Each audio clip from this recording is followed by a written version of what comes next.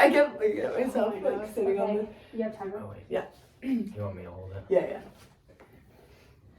Okay, hi Casey. Hi. Good to see you. How are you? Yeah.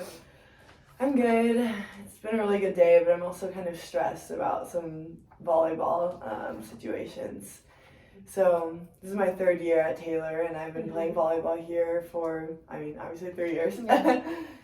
And I've like enjoyed every year, and I'm just kind of struggling to discern like the balance of like being a team player, but also being confident in myself.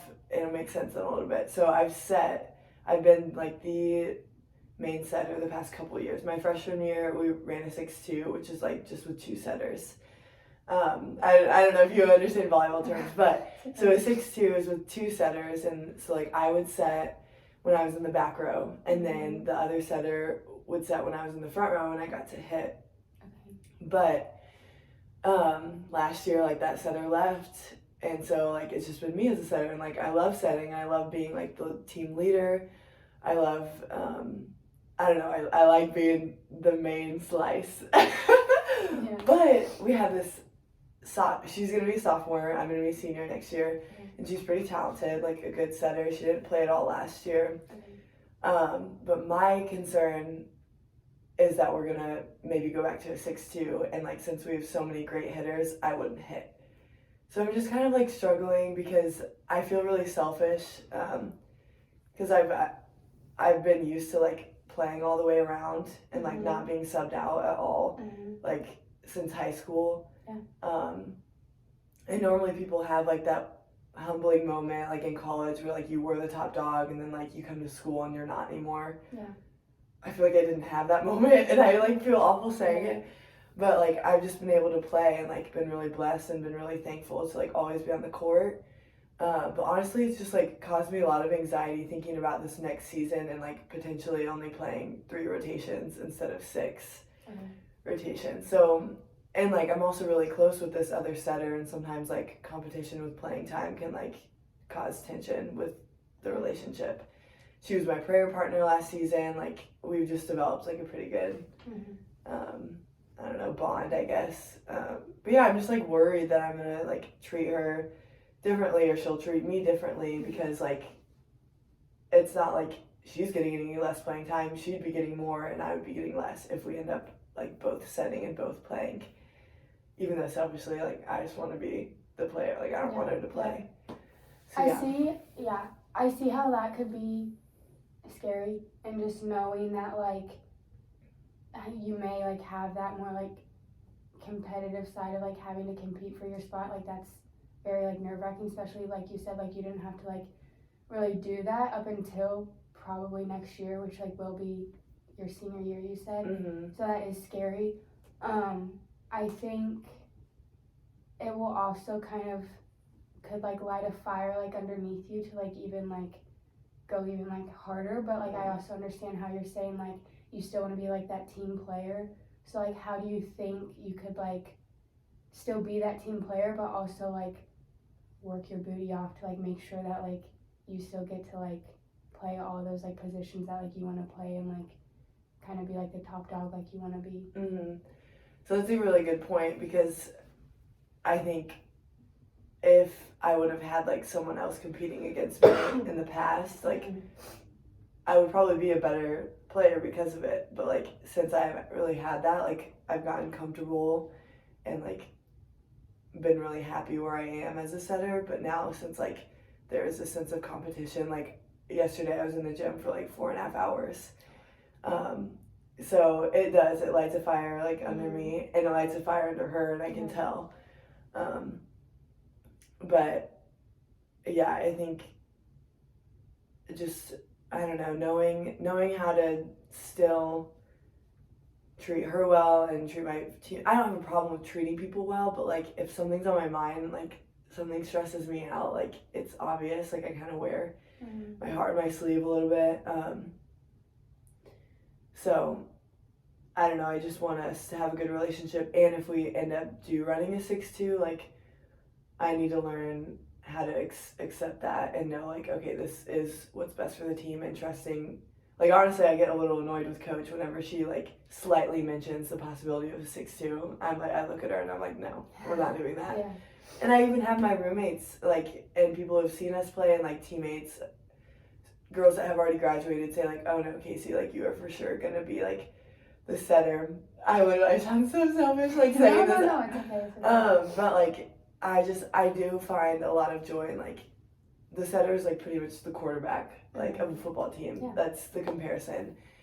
And I feel like I personally have more leadership skills than like she would. One, because I have experience, and You're an upperclassman. yeah, I'm an You've been upperclassman. here longer. Yes, I've been here longer. And like I sometimes, this is also really bad, but like if she messes up, I'm like, yeah. Like, No, that's okay. I think that's like understandable as well, because like that's just like you're an athlete and you're gonna have that like competitive, like I said earlier, like that drive in you that is like every athlete, we're all competitive. Like that's just how we like are, like especially if you're doing a sport from a very young age, like all the way up into college.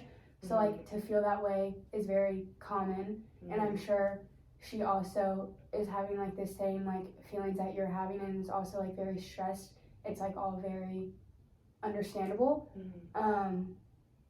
Do you think so far, like up until now, you're handling it like well, and do you think like once like fall season comes, like is it gonna be harder to like kind of like stay positive and like lead the team when you're like really you're wanting to like also like play for them but also like play for yourself and get that playing time that like you've like been used to having like since like day one of being here? Yeah. So right now we're in spring season. Like this has been our first week so far. Like we've had 2 months off, and I normally take the time to just like do my own workouts. Don't really think about volleyball. Yeah. She's been in the gym like a little bit, like setting some of the hitters. My hitters. No. And like we came into one of the practices yesterday, and it was the middle hitters. They came in, and I was the only setter there because like she had class or something. And I was like setting them, and like we just had an off connection like with some of the middle hitters, and then one of the other girls was just like, oh, like Allie and her have been in the gym and they've been running it differently, and I was like, excuse me. So I don't know, it's like kind of hard to tell now what's gonna happen in the fall. Like we're both gonna work our butts off. I have a whole summer of like personal training that I get to look forward to with a setter who like was amazing. And right now, like we're the only 2 setters, so like I have to be on one side of the court and she has to be on the other whenever we scrimmage. So like we can't ever even like think about the idea of both of us being on the same side, just because we only have 12 or 13 girls, and like in the fall we'll add another, I think 6. So and they're like amazing transfers. Like we have one from Grace, and she's a junior transfer, and then a 5th year D1 transfer, and so like the more hitters we get, like y'all are gonna be good. Yeah, that's exciting. I'm really excited. But again, like I don't know, I keep feeling selfish like every time I think about it, and every time I want to talk about it to someone. So like I haven't talked about it because except for with my awesome roommate Carly. Do you think sorry to interrupt. No, you're good. Should we keep going? Should I No. interrupt? Is that bad that I'm interrupting? I think that's fine. No. I want to hear what you have to say.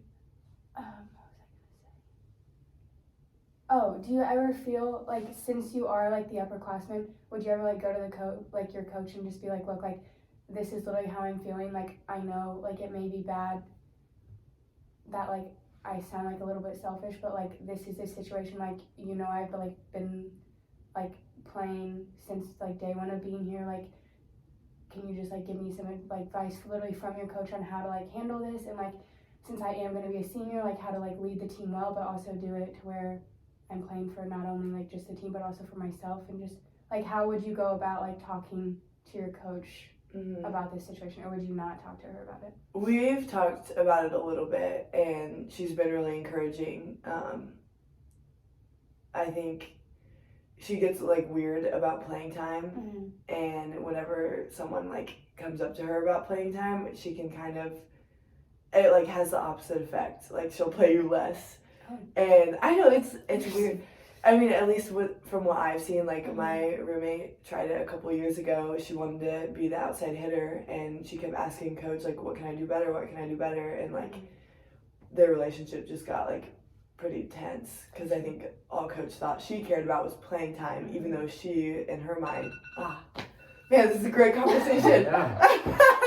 That was very real. That flew by because it was so like